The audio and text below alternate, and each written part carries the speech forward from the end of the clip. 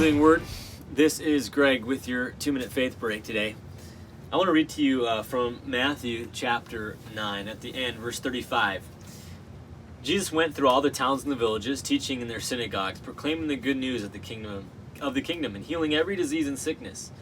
When he saw the crowds, he had compassion on them, because they were harassed and helpless, like sheep without a shepherd. Then he said to his disciples, "The harvest is plentiful, but the workers are few. Ask the Lord of the harvest, therefore, to send out workers into the harvest field."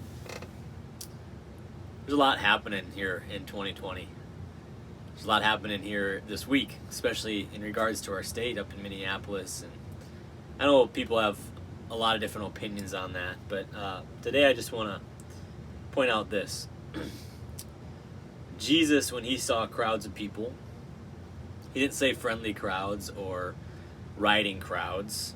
He just said crowds.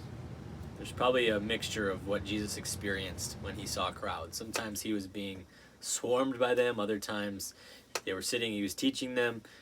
Jesus saw about every single side of what crowds could do. They almost threw him off a cliff at one point. But when Jesus saw these crowds, it says that he had compassion on them. For they were harassed and they were helpless, like sheep without a shepherd.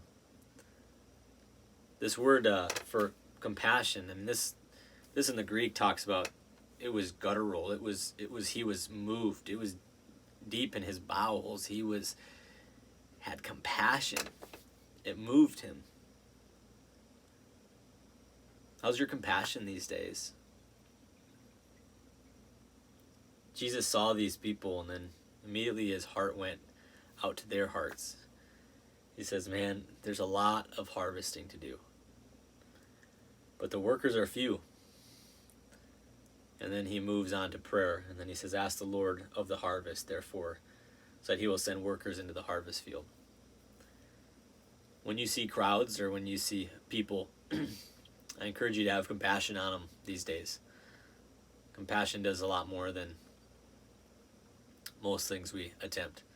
Compassion leads us to action. And whether it's prayer or being a harvester ourselves, we have an awesome calling as Christians. Thanks for tuning in.